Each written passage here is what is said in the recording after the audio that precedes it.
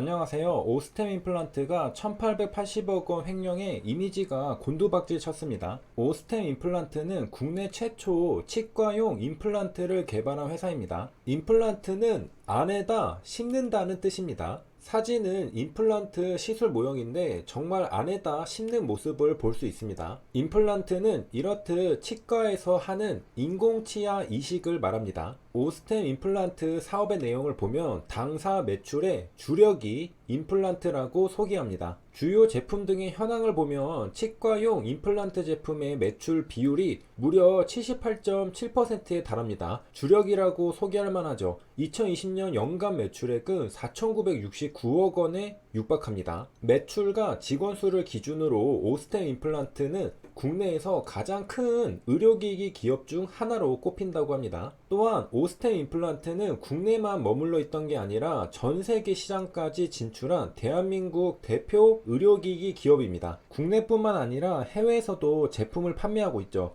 국내에서 제조한 제품을 해외 법인과 전 세계 딜러 등을 통해 판매합니다. 오스템 임플란트의 고객, 소비자는 치과입니다. 물론 최종 소비자는 치과에서 임플란트 치료를 받는 고객들일 겁니다. 오스템 임플란트는 국내 시장에서는 직판 영업 체제를 구축하여 치과병원, 종합병원 등에 직접 판매하고 있습니다. 그래서 거창하게 수주라고 표현하지는 않습니다. 소규모 치과를 주 거래처로 하고 있기 때문입니다.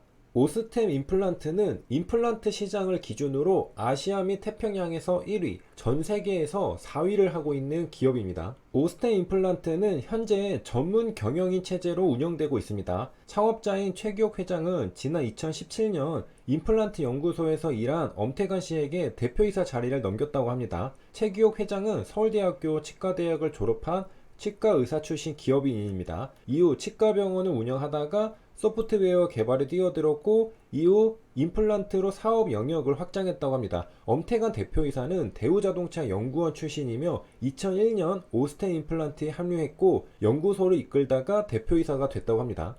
그리고 최기옥 회장은 등기임원에서조차 자신의 이름을 빼면서 엄태관 대표이사의 전문 경영인 체제에 힘을 실어 주었다고 합니다. 최기옥 최대 주주는 오스템 임플란트 지분을 20.61% 들고 있습니다. 엄태관 대표이사는 0.01% 들고 있고요. 현재 오스템 임플란트는 횡령 사건으로 인해 거래 정지된 상태입니다. 거래가 재개될지 안 될지도 불확실한 상태입니다. 하지만 만약 거래가 재개되면 향후 주가에 영향을 받을 텐데 직접적으로 타격을 크게 입는 건 최기욱 최대주주입니다. 횡령 사건을 일으킨 자금관리 직원은 회사 자금을 개인 은행 계좌와 주식 계좌로 이체했다고 합니다. 1880억 원이라는 큰 돈이 오고 갔는데 발각되지 않은 게 신기합니다. 회사도 모르고 은행도 모르고 증권사도 몰랐죠. 아무도 확인하지 않았던 겁니다. 자초지종 이유가 있겠죠. 자금 회수가 이루어지면 다행이지만 이루어지지 않을 경우 2021년 단기순이익에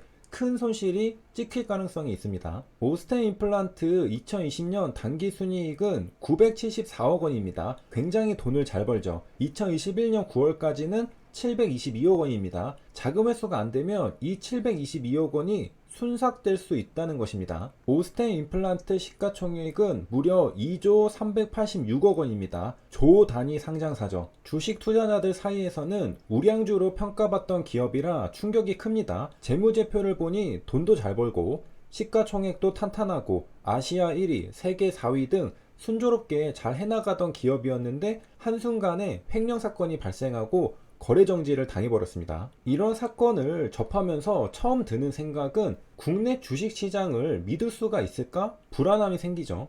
상장사에서 직원이 자기 자본 5% 이상을 횡령 배임한 사실이 확인될 경우 상장 적격성 실질심사 대상이 됩니다. 국내 주식시장에서는 오너의 모럴 해저드를 조심할 뿐만 아니라 이제는 직원도 조심해야 합니다. 직원 하나가 시총 2조 원짜리 회사 하나를 날려버릴 수도 있는 사건이 벌어졌습니다. 물론 망할 거라 생각하지는 않습니다. 왜냐하면 최악의 경우 1880억 원을 전부 회수하지 못한다고 하더라도 오스템 임플란트는 2년 동안 1880억 원 정도를 벌 수 있기 때문입니다. 최근 연간 단기순이익이 1000억 원대죠. 그리고 운 좋게 1880억 원 중 상당수를 회수하게 된다면 더 낙관적으로 볼 수 있습니다. 정말 놀라운 건 횡령 금액이 자기 자본 대비 5%만 넘어도 상장 적격성 실질심사 대상이 되는데, 오스템 임플란트는 무려 91.82%를 횡령했다는 사실입니다. 기준을 넘겨도 너무 훌쩍 넘겨버렸죠. 오스템 임플란트의 자기 자본은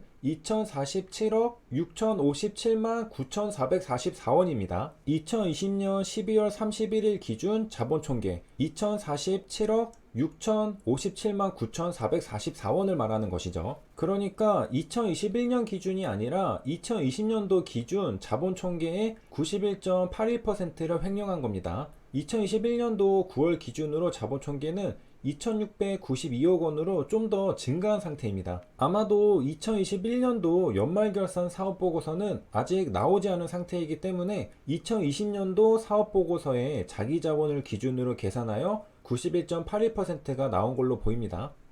여기 적힌 2047억 원보다 2021년 9월을 기준으로는 자기 자본이 2692억 원으로 좀 더 증가한 상태라는 것이고요. 알고 보니 오스템 임플란트는 2014년 6월 24일에도 최규옥 대표이사 등이 횡령 배임 혐의로 검찰에 고발되면서 상장 적격성 실질심사 대상 여부 판단을 위해 주식 거래가 정지된 적이 있었습니다. 2014년에는 최규옥 최대주주가 대표이사를 하고 있었습니다. 2014년 2월 26일 조회 공시 요구, 풍문 또는 보도 공시가 뜹니다. 현 대표이사의 횡령 관련 보도의 사실 여부 및 구체적인 내용을 요구했습니다. 이날 주가는 장대음봉 마이너스 12.27%로 하락 마감했고요. 답변 공시가 나왔는데 당사는 서울 남부지방검찰청으로부터 2014년 2월 12일 리베이트 관련 압수수색을 받았다고 밝혔습니다. 리베이트 압수수색은 있었으나 현 대표이사의 횡령에 대한 이야기는 없죠. 다음날 주가는 추가 하락하지 않고 마이너스 0.7% 보합에서 마감합니다. 그러다가 6월 24일 횡령 배임 혐의 발생 공시가 뜹니다. 횡령 0.9억 원, 배임 97억 원입니다. 자기 자본 대비 11.3%였습니다.